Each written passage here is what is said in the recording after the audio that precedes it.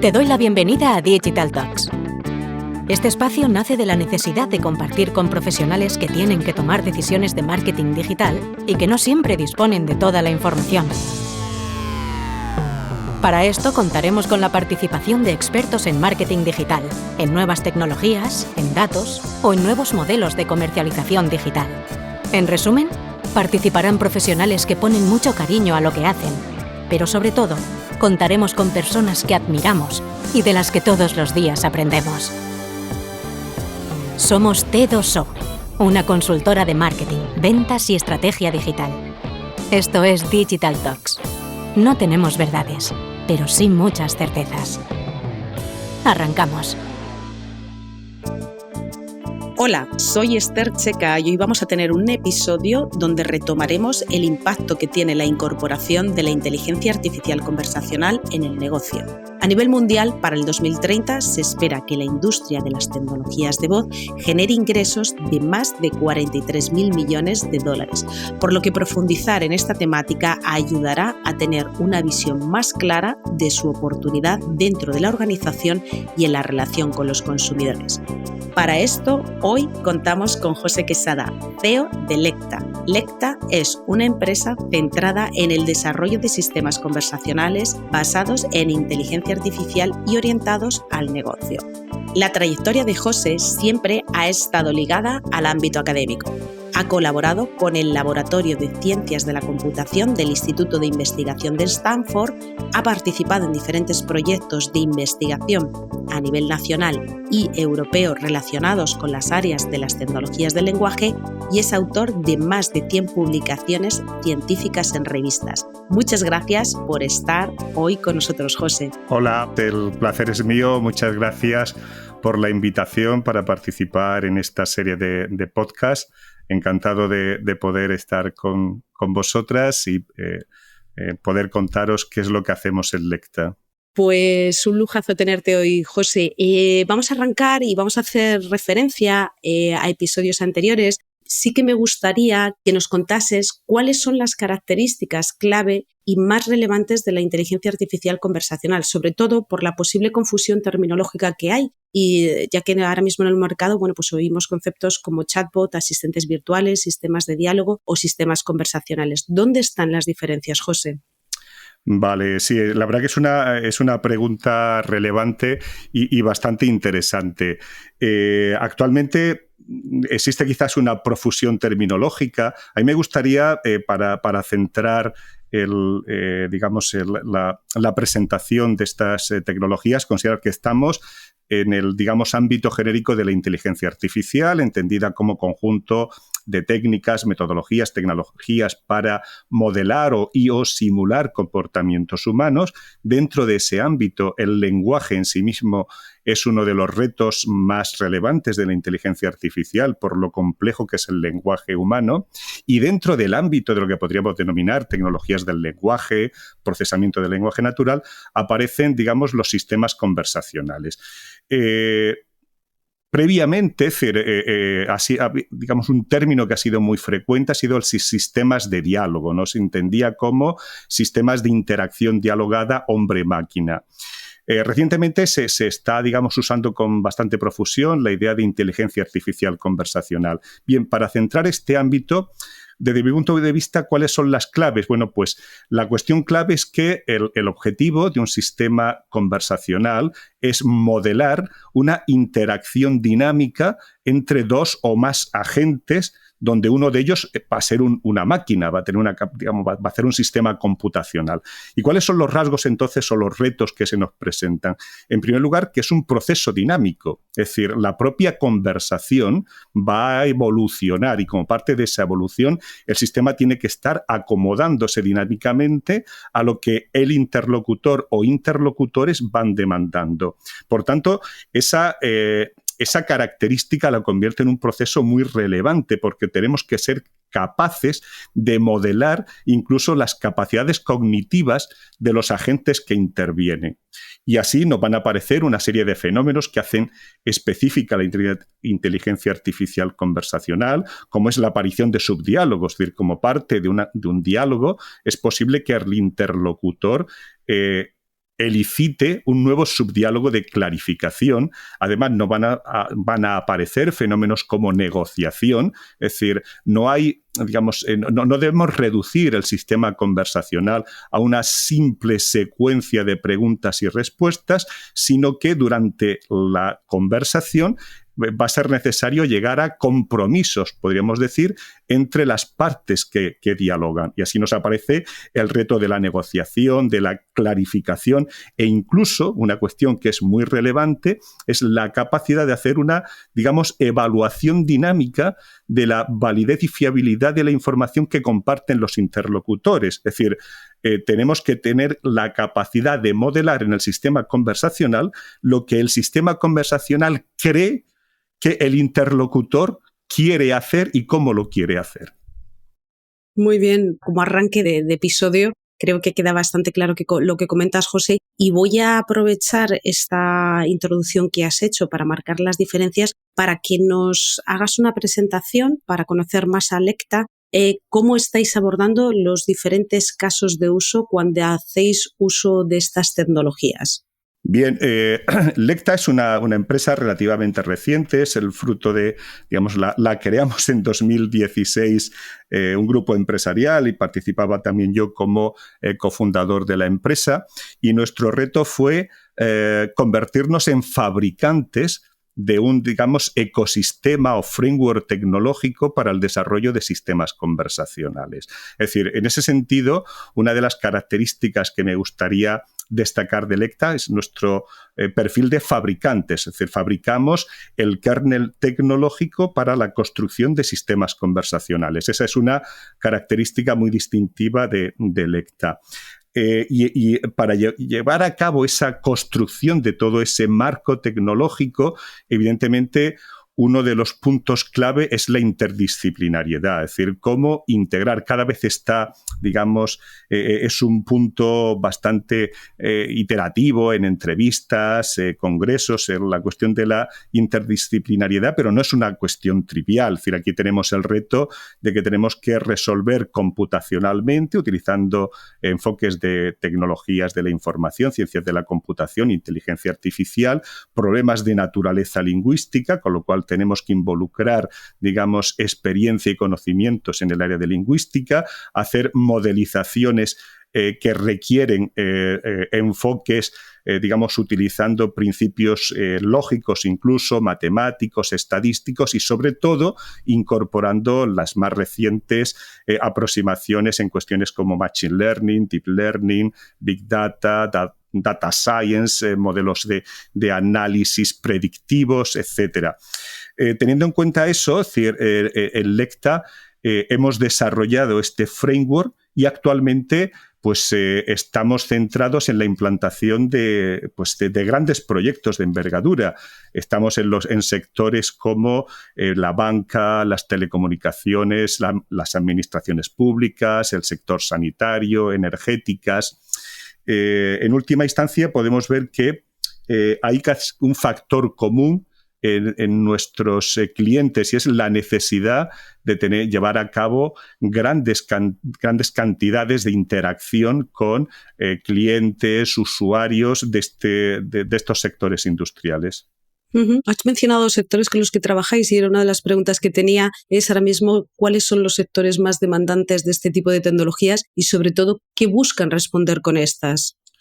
Bien, pues desde mi punto de vista hay dos factores clave. Por un lado, hay que mencionarlo, el ahorro de costes. Es decir, cuando estamos, por ejemplo, trabajando con un banco, con una telco, con una empresa en el sector, por ejemplo, energético, pues tenemos que considerar como punto de partida que tenemos empresas cuyos volumen de usuarios está en las decenas de millones. Es decir, un banco puede tener 10, 15, 20 millones de clientes. Por tanto, las necesidades de interacción son muy amplias, y además me gustaría destacar que recientemente lo que estamos observando es que todos los usuarios, en nuestro perfil de usuario, de ciudadano, somos muy exigentes. Es decir, cada vez esperamos que la calidad que nos va a ofrecer digamos, el servicio de atención a clientes o usuarios tiene que ser muy alto. Con lo cual, pues el primer factor que encontramos es ahorro de costes, es decir, este tipo de empresas o sectores se enfrentan a tener que hacer, digamos, una oferta 24/7 prácticamente de todos sus servicios durante los 365 días del año. Y otro factor relevante que añadiría es el de la modernización tecnológica. Muchos sectores están ahora mismo ante el reto de no solo reducir, digamos, sus costes, digamos, de explotación, sino de modernizar sus propias estrategias de interacción con sus usuarios. Si estamos en el ámbito de las administraciones públicas, llamémosle la ciudadanía, pero en cualquier caso, los usuarios. Con lo cual, esos dos factores se han convertido en clave a la hora de modelar el enfoque tanto de desarrollo de negocio como de evolución tecnológica. En el caso, aprovechando esto último que comentamos, aprovechando para aquellas empresas que se están planteando el uso de estas tecnologías y que ya tienen el caso de uso muy claro, ya has marcado 2 casos de uso muy concretos o objetivos muy concretos para el uso de estas tecnologías, ¿qué se necesitaría para que un proyecto de inteligencia artificial de estas características fuese realista? Pues 2 mensajes, quizás uno positivo y otro negativo. Del punto de vista positivo, digamos, la práctica nos está llevando, y lo estamos observando en la evolución de de los enfoques incluso más tecnológicos a nivel de inteligencia artificial y machine learning, es que cada vez se cuenta con más y mejores recursos para abordar proyectos, con lo cual el mensaje positivo es que se pueden abordar proyectos prácticamente en días o semanas en muchos sectores y con un nivel de calidad y éxito muy alto. Digamos, por compensar, mensaje negativo, nos estamos dando cuenta que actualmente no es tanto un reto para nosotros como fabricantes y desarrolladores de sistemas conversacionales, sino en muchas ocasiones es un reto para la propia organización que tiene que adecuar sus sistemas de interacción, digamos, todo su back-end o back-office a la automatización. En muchos casos nos encontramos que es posible hacer una llamada telefónica que coge, digamos, o que atiende un agente humano porque está interactuando a través de una interfaz desarrollado para una interacción, digamos, para crear un registro, consultar, y cuando intentamos automatizarlo tenemos la dificultad de que no está previsto que haya un modelo para acceder. Evidentemente hay técnicas tipo RPA, de automatización de procesos, que nos permiten abordar ese tipo de dificultades, pero en cualquier caso el mensaje que yo trasladaría es que el nivel de madurez, de disponibilidad de recursos, de experiencia en desarrollo de proyectos nos hace ser muy, digamos, tener, digamos, una visión relativamente optimista a la hora de abordar proyectos. Hemos abordado proyectos en cuestión de días, semanas, con un nivel de calidad francamente muy, muy, muy alta. En el caso, José, de incorporar inteligencia artificial conversacional a la omnicanalidad de las marcas como forma de dar respuesta al consumidor sin generar fricciones, que es uno de los grandes retos a los que las marcas se están enfrentando, en vuestra experiencia, ¿cuál es la realidad a la que os enfrentáis vosotros? Bien, de entrada, hacer la omnicanalidad yo creo que es... Recientemente se ha convertido casi en un tópico muy frecuente que se está hablando en múltiples foros y desde mi punto de vista es un objetivo que todas las corporaciones tienen y deben asumir antes o después.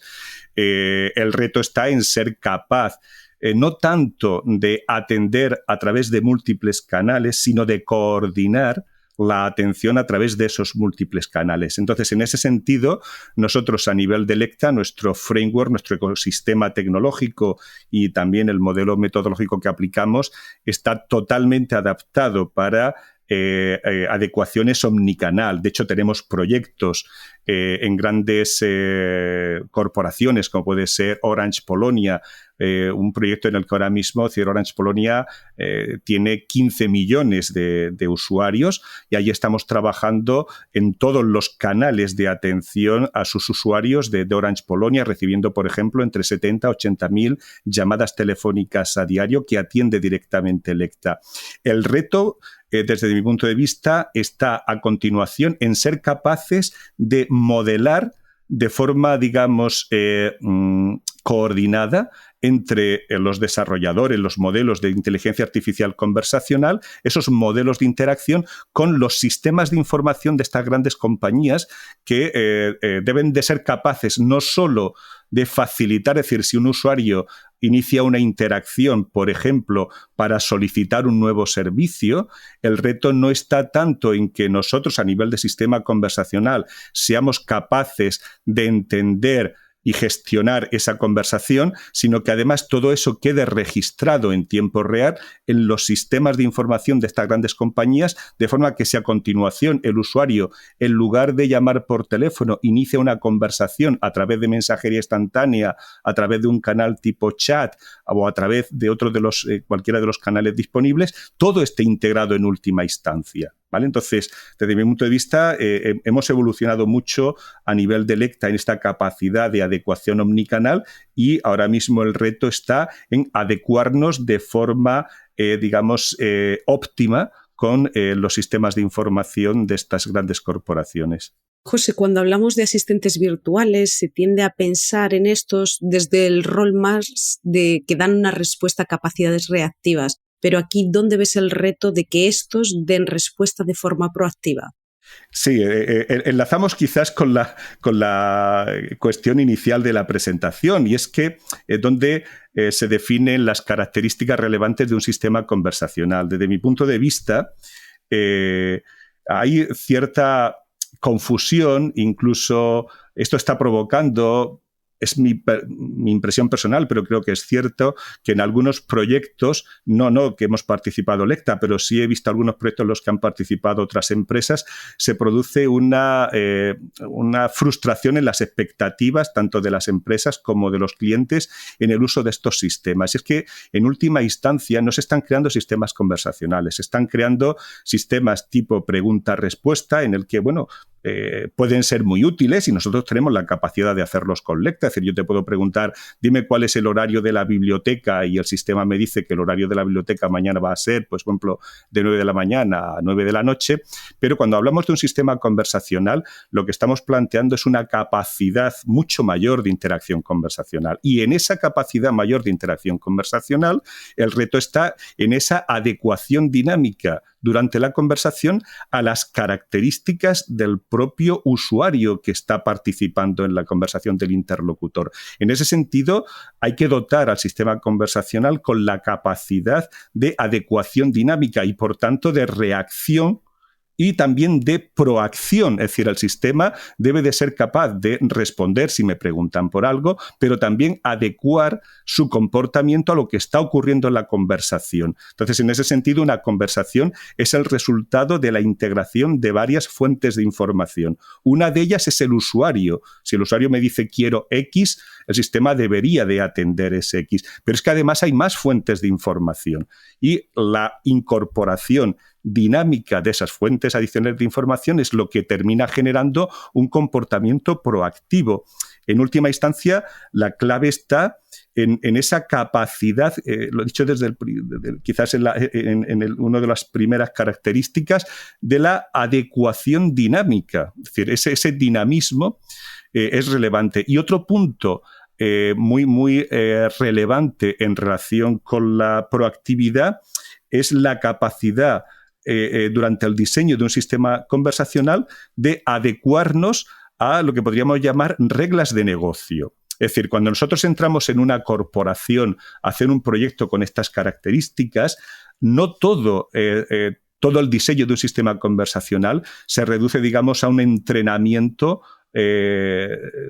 podemos decir casi académico de Machine Learning. Hay que tener en cuenta que además una gran corporación tiene reglas de negocio, y esas reglas de negocio tenemos que tener la capacidad en el framework tecnológico tenemos que tener la capacidad de modelarlas, integrarlas y hacer que el sistema las utilice. Entonces, esa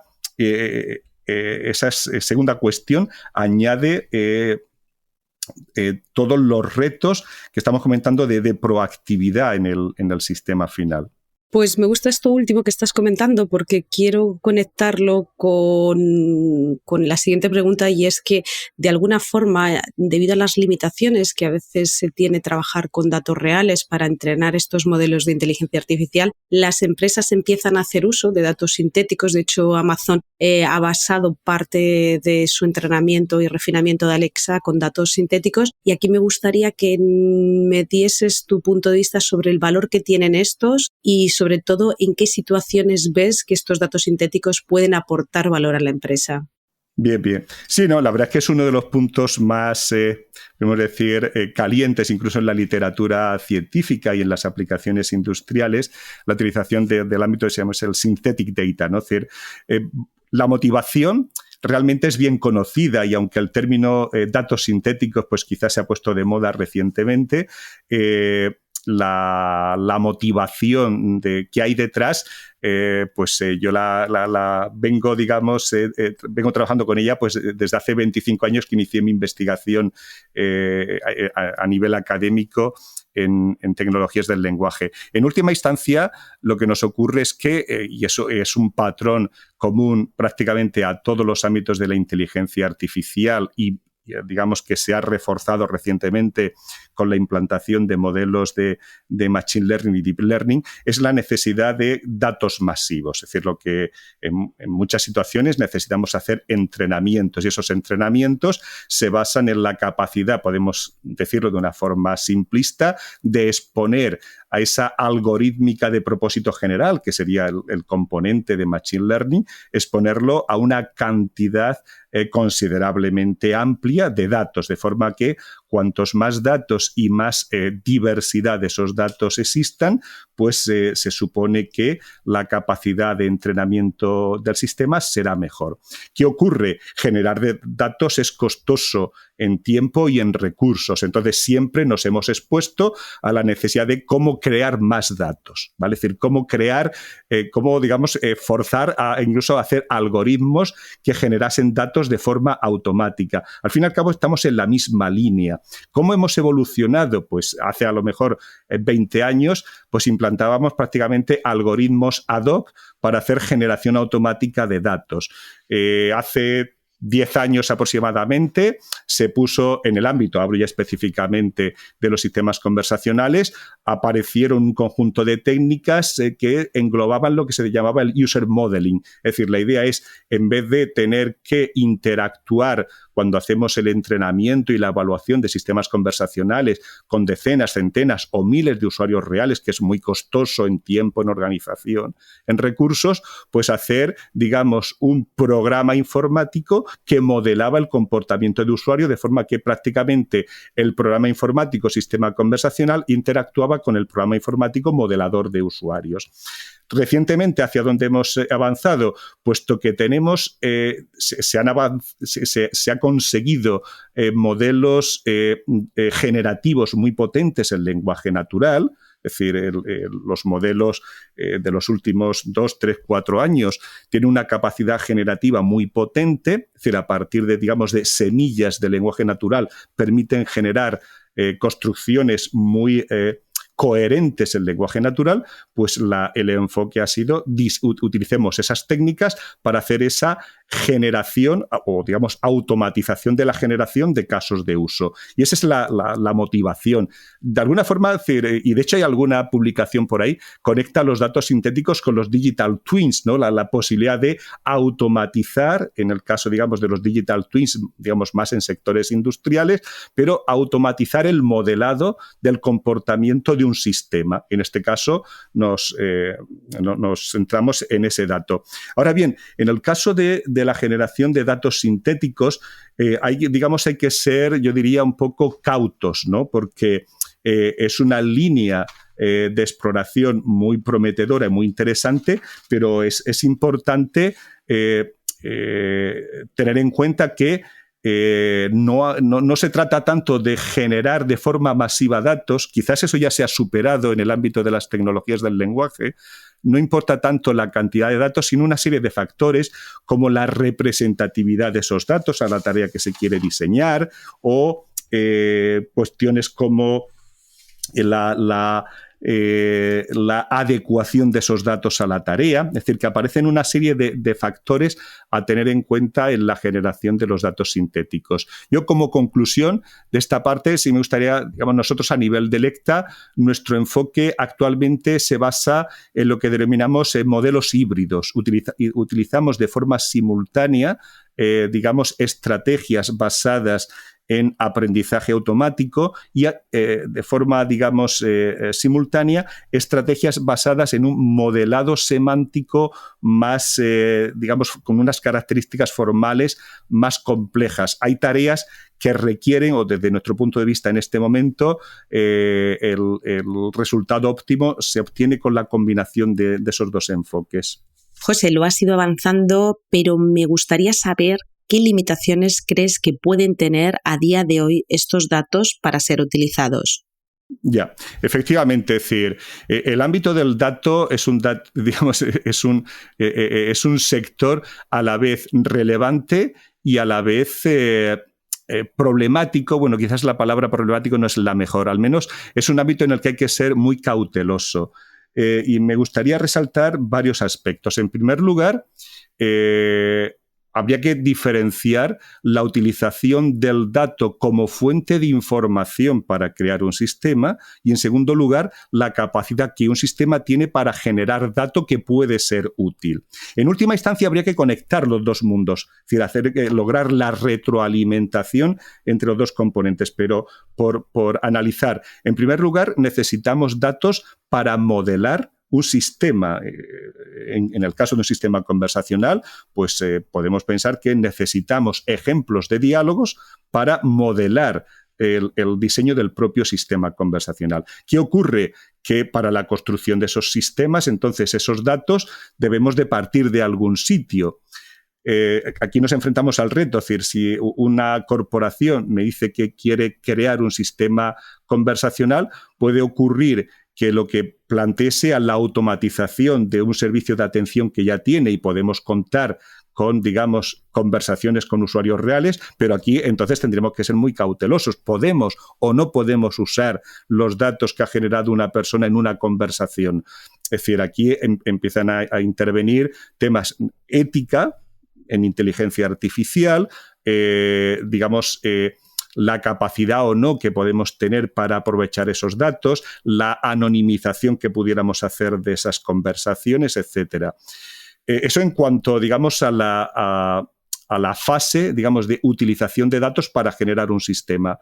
La otra faceta que en el ámbito de Lecta a la que le hemos dado mucha importancia, la hemos convertido prácticamente en uno de los ejes directores de nuestro enfoque, es, digamos, la capacidad que un sistema conversacional tiene para generar información. Es decir, como parte de una conversación se genera mucha información que puede ser útil tanto para el usuario como para la corporación que está interviniendo o digamos que para la cual se construye el sistema conversacional.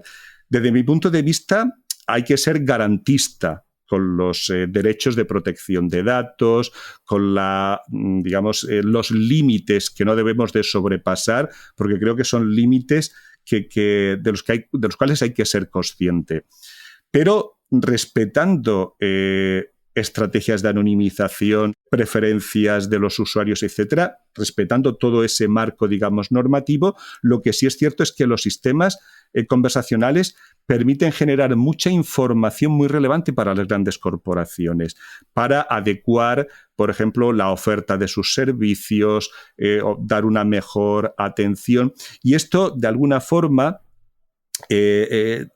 enlaza con retos de los sistemas conversacionales a nivel de experiencia de usuario, porque en última instancia esa retroalimentación lo que también nos va a permitir es mejorar la capacidad de un sistema para atender a los usuarios, clientes o ciudadanos. José, hace unos meses se publicó la Ley de Servicios de Atención al Cliente y esto es una normativa que principalmente busca una mayor protección de los consumidores y de alguna forma regular los servicios de atención al cliente destinados a esos consumidores para garantizar una atención eficaz. En tu punto de vista, ¿qué aspectos debería de tener un proyecto de inteligencia artificial conversacional para que se esté dentro de las expectativas de lo que regula esta normativa? Efectivamente, es decir, los titulares de esa ley parecía inicialmente que podría ir en contra con estrategias de automatización conversacional, pero realmente, es decir, la lectura que yo puedo hacer de esa normativa es totalmente positiva y, de hecho, enlaza perfectamente con las directrices de Lecta, porque nuestro objetivo es ofrecer sistemas realmente conversacionales y, en ese sentido, es decir, directrices que marca esa normativa, como los tiempos máximos de espera, la capacidad del sistema de, si bajo la petición del interlocutor se solicita que se pase con un agente, que se pueda hacer. Es decir, en última instancia, para mí, me gustaría destacar que esa normativa o los desarrollos, ¿no?, que puedan surgir a partir de esa normativa, destacaría dos puntos centrales.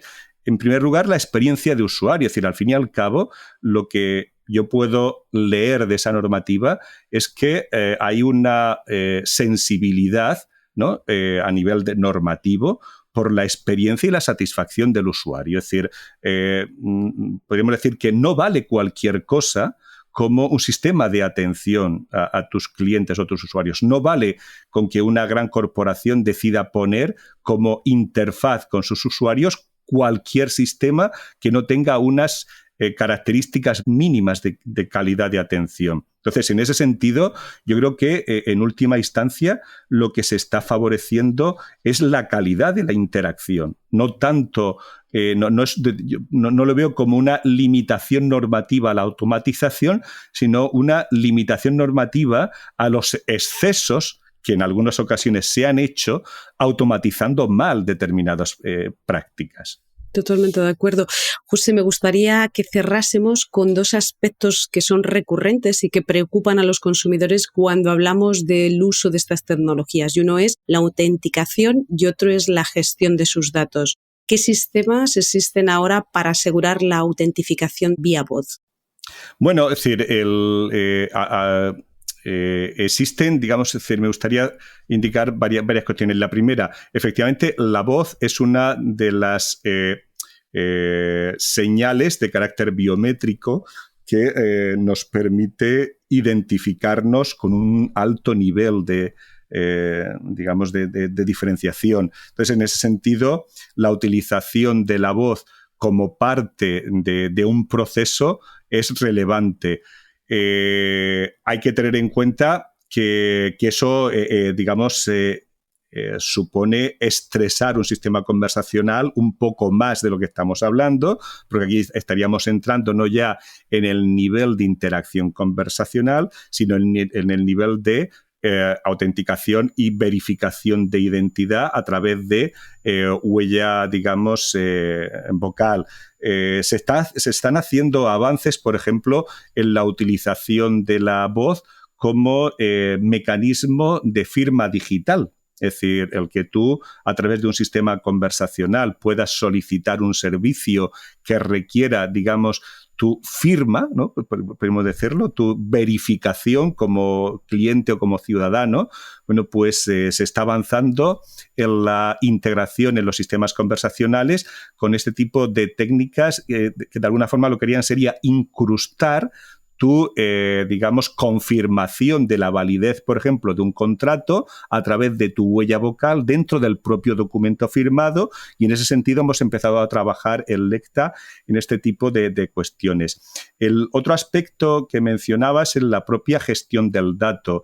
Esto, de alguna forma, enlaza con el punto anterior que comentaba, la idea de que un sistema puede generar muchos datos y qué garantías tenemos que introducir a la hora de manipular esos datos. Entonces, desde Lecta, es decir, aprovechando la capacidad de comprensión a nivel de sistema conversacional. Lo que sí podemos es implantar estrategias, incluso podríamos decir, de no almacenamiento de determinados datos como parte de una conversación, es decir, que el interlocutor, a través de la configuración del sistema, decida que determinadas partes de la información suministrada en la conversación nunca se almacenen, o incluso de anonimización, podríamos decir, selectiva de esos datos por parte del sistema conversacional. Ese tipo de técnicas, de hecho, ya las estamos aplicando en sectores bancarios. Ahora mismo, por ejemplo, tenemos un proyecto,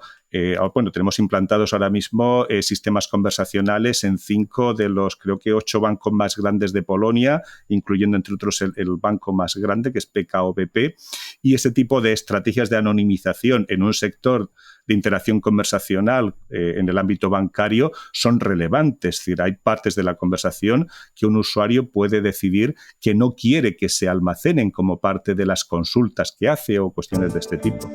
Pues José, muchísimas gracias por este episodio. Probablemente es el episodio más académico y con mayor nivel de profundidad para ayudarnos a entender el valor de la inteligencia artificial conversacional dentro del contexto empresarial, entender el valor de estos proyectos cuando se tiene el caso de uso ya definido por parte de las marcas y, sobre todo, cómo incorporar la inteligencia artificial conversacional a la estrategia de la omnicanalidad de las marcas con un reto muy claro, que es dar respuesta al consumidor sin generar fricciones. Muchas gracias, ha sido un lujo, José. Gracias. Ha sido un placer. Muchas gracias, Esther. Un saludo. Nos volvemos a escuchar en unas semanas. Mientras tanto, puedes leernos en las redes sociales de t2o.com. Estamos en LinkedIn, Twitter y Facebook.